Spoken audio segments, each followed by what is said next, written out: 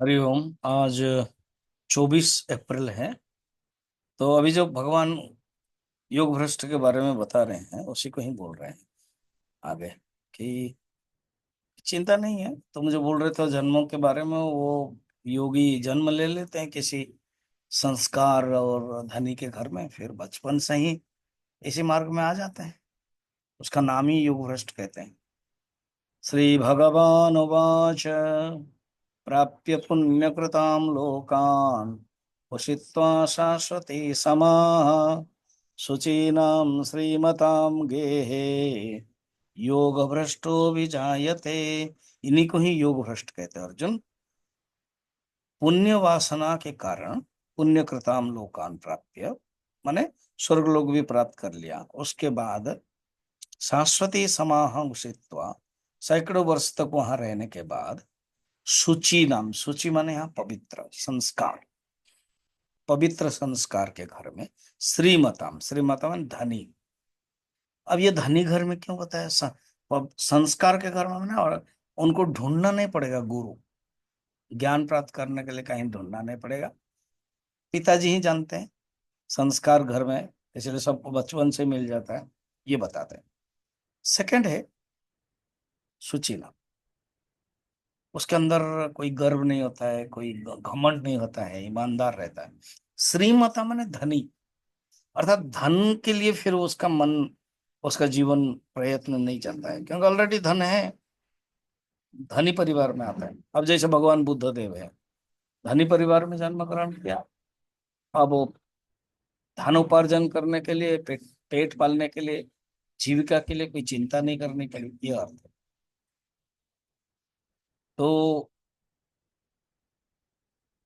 अर्जुन के जो प्रश्न है ना, उसका उत्तर देते हैं। उसका जो प्रश्न था योग भ्रष्ट, उसका उत्तर देने। वो योग भ्रष्ट कौन सी गति है? बढ़िया सी गति मिलता है उनको।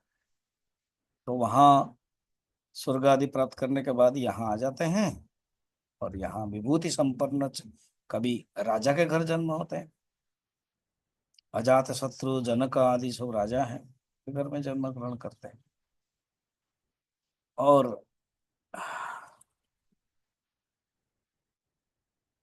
पवित्र सदाचारी घर होने के कारण उनको सब कुछ मिल जाता है।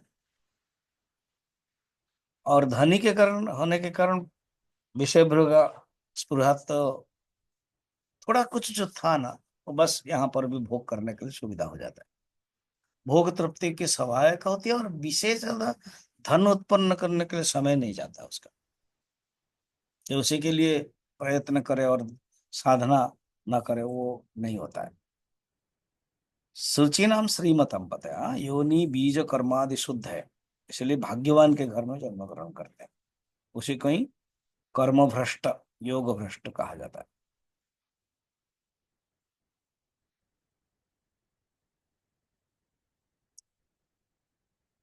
या तो फिर आगे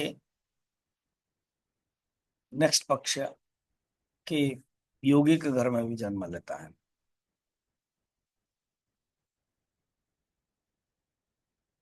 इसलिए जिसके अंदर वैराग्य है वो अपने आप, उसके लिए चिंतन नहीं करनी पड़ती है।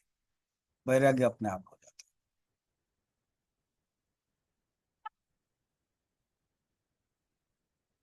योग भ्रष्ट है, जैसे कि एग्जाम्पल है, कोई एक गांव में एक स्नान कर रहा था, करने के लिए जा रहा था, तेल लगा रहा था। उसके पत्नी आकर रोने लगे, कहा कि मेरा भाई शिवरात्रि में संन्यास लेगा। ना तेरा भाई नहीं लेगा। ना कैसे? ना संन्यास ऐसे नहीं कहते। तेरे से कैसे संन्यास उसको ऐसे कहते, कैसे बता रहा हूँ।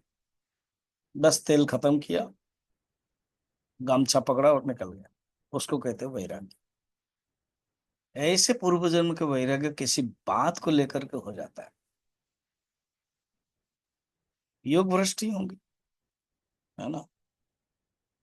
तो वैराग्यवान है, अल्प आयु के कारण मृत्यु हो गई, ऐसा योग भ्रष्ट कैसे जन्म होता है, वो अगले श्लोक में देते हैं। द्वितीय पक्ष वाला, पहला पक्ष वाला क्या, धनी है और संस्कार है। और दूसरा पक्ष भी बता रहे हैं कि पूरा योगी के घर में, डायरेक्ट योगी के घर में जन्म लेते हैं, वो सर्वश्रेष्ठ है, वो श्रेष्ठता है, वो कल देखेगा।